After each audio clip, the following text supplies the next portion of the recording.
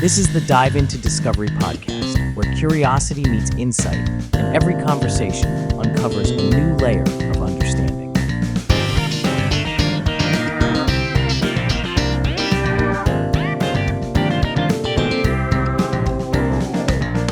Welcome to today's Dive Into Discovery. We're your hosts, Theo and Alex.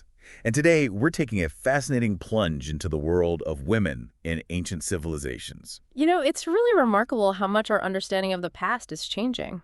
Right, like so much of what we thought we knew about women in ancient societies is being challenged by new evidence and fresh perspectives. Absolutely. The old narrative of women being relegated to the domestic sphere just doesn't hold up anymore when you look at the full picture. So where do we even begin with a topic this big? I mean, we're talking about thousands of years of history and countless different cultures. Well, I think a good place to start is with the archaeological discoveries that are literally unearthing a different story. Yeah, those are amazing. It's like the ground itself is speaking up and telling us, hey, you've got this all wrong. That's a great way to put it.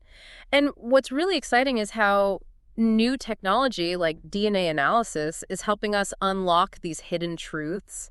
Okay, so give us an example. What kind of discoveries are we talking about? Well, take, for example, the discovery of female Viking warriors buried with weapons in Scandinavia. Wait, female Viking warriors? I thought Vikings were, Big, burly men with horned helmets.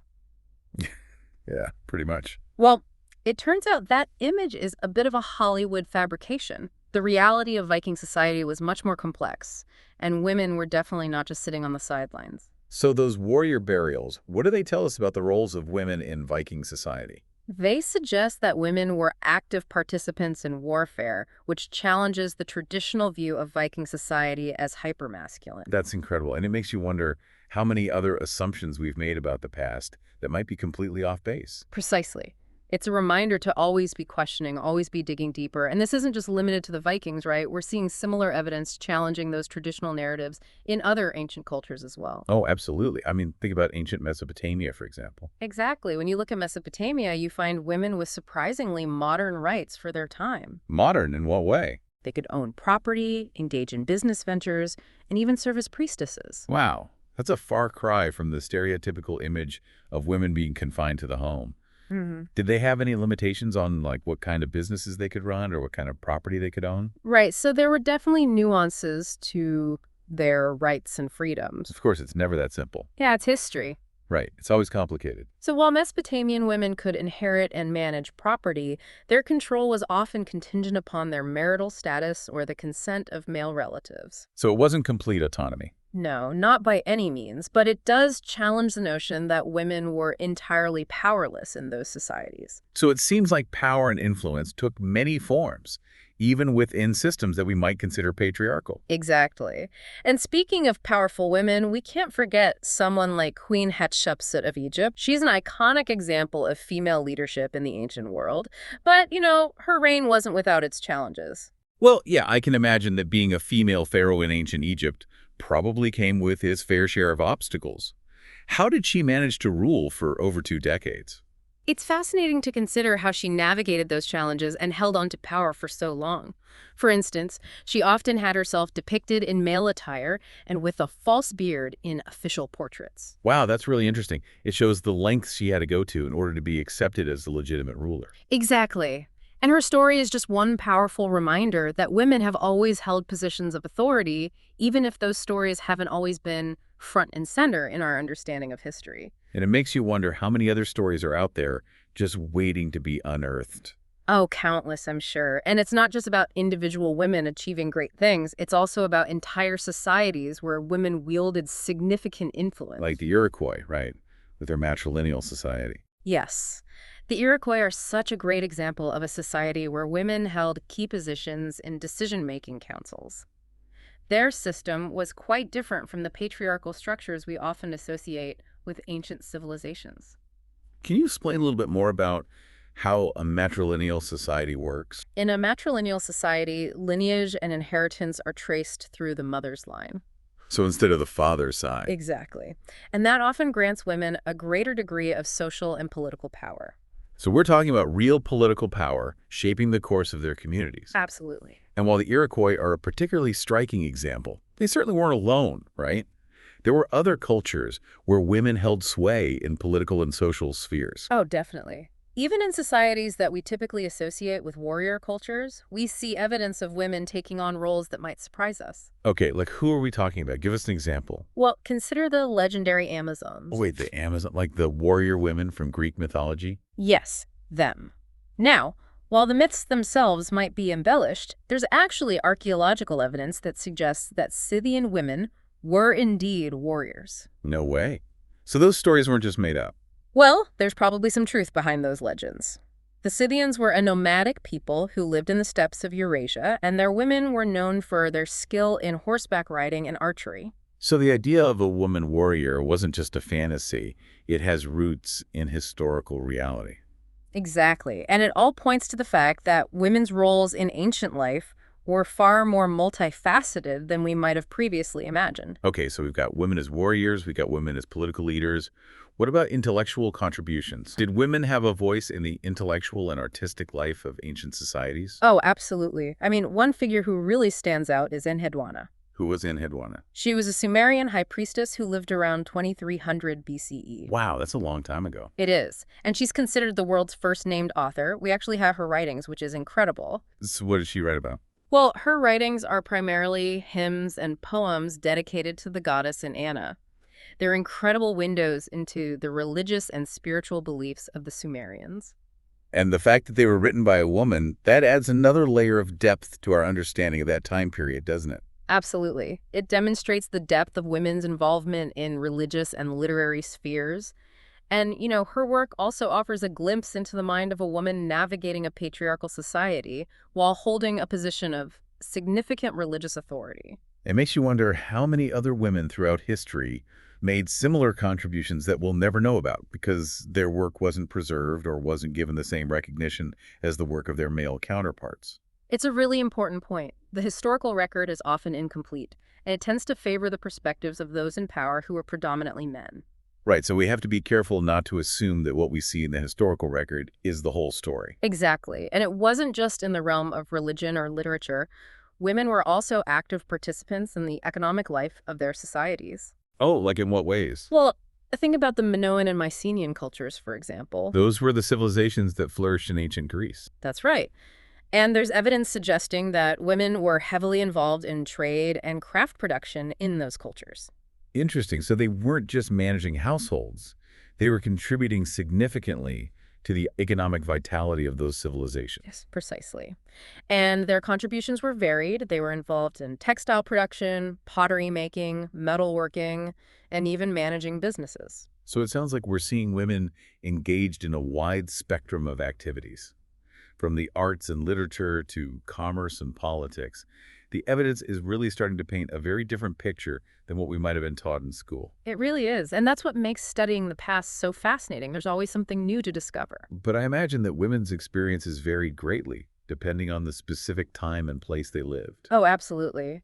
Not all ancient societies were equally progressive when it came to women's rights and freedoms. Right. It wasn't like some feminist utopia back then or anything. Oh, no, not quite. While some cultures offered women a greater degree of autonomy, others imposed much stricter limitations.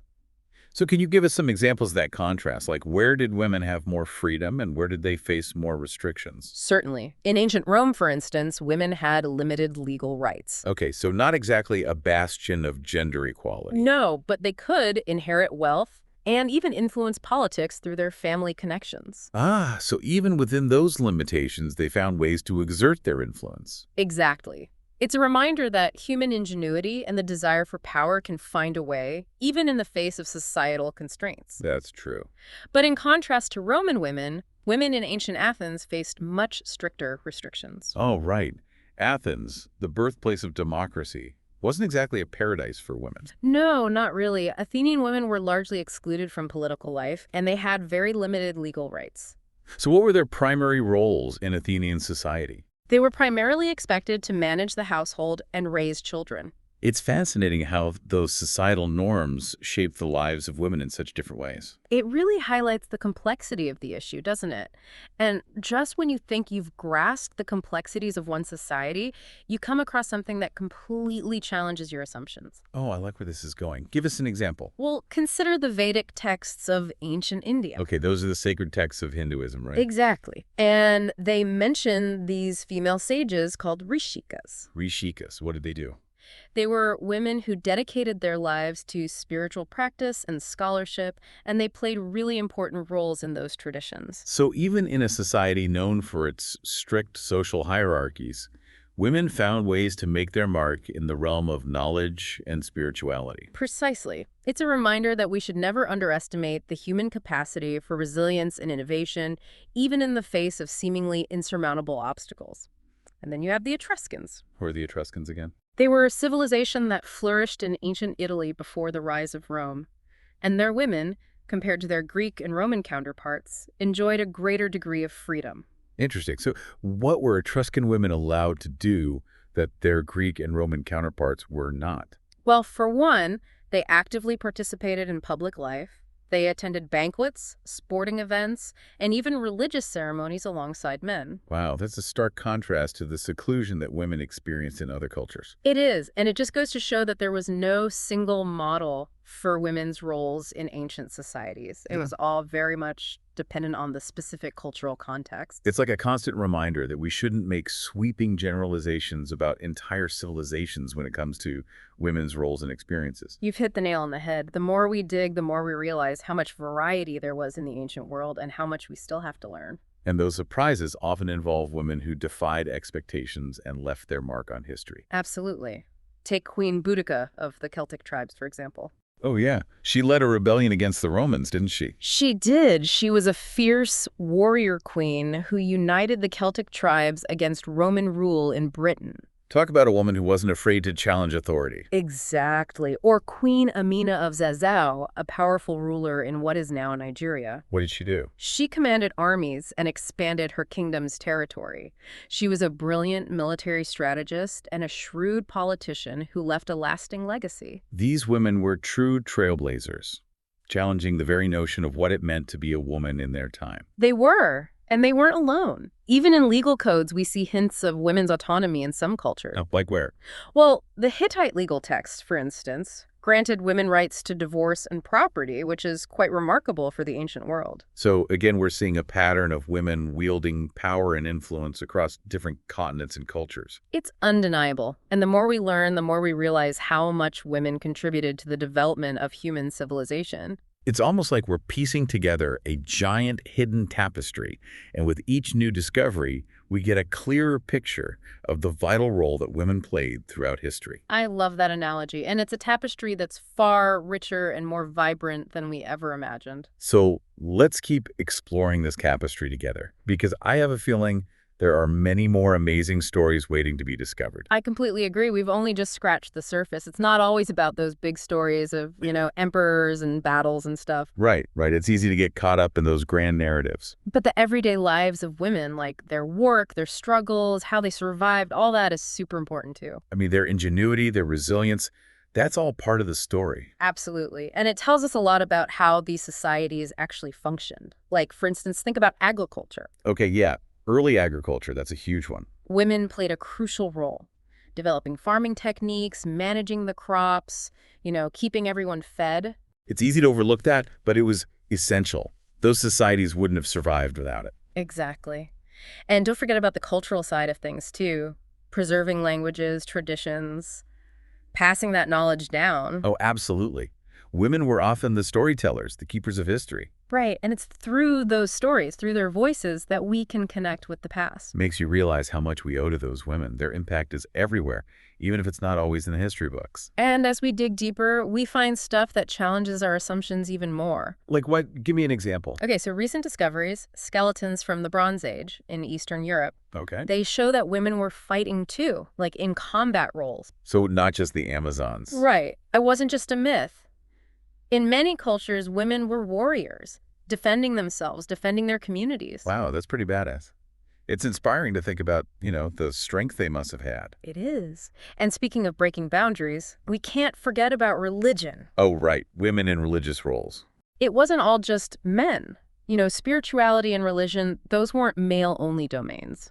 Give us an example. Okay, well, in ancient Judaism, there's Miriam. She was a prophet, a leader, a huge figure in the Exodus story. Right, right. And in lots of ancient societies, you had priestesses, healers, spiritual guides. Their influence was massive. So they were shaping religious beliefs and practices. Absolutely. And their influence is still felt today. It's amazing how they navigated those social structures, found ways to have power, Exactly.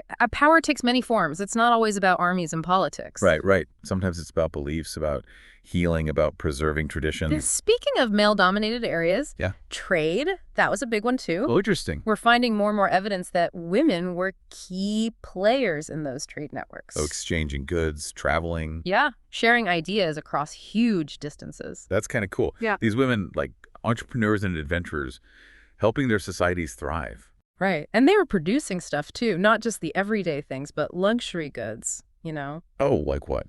Textiles, for example. Super valuable back then. Ah, yeah. Like those incredible textiles from ancient Peru. Exactly. And the silk weaving from China, those weren't just crafts, they were art forms. Right. And a way to express identity, social status. Yeah, you're right. It's like a window into their lives, even if we don't know their names. It reminds us that history isn't just about words.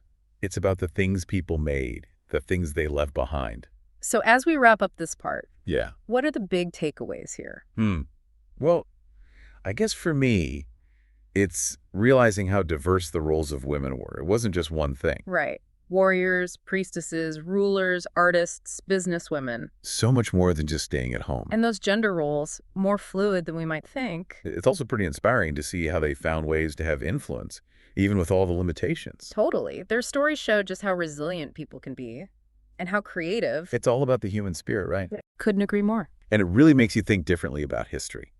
It's not just some fixed thing set in stone. Right. It's not just dates and names in a textbook. It's alive. It's constantly evolving as we find new things, as we question the old stories. It's a conversation, really.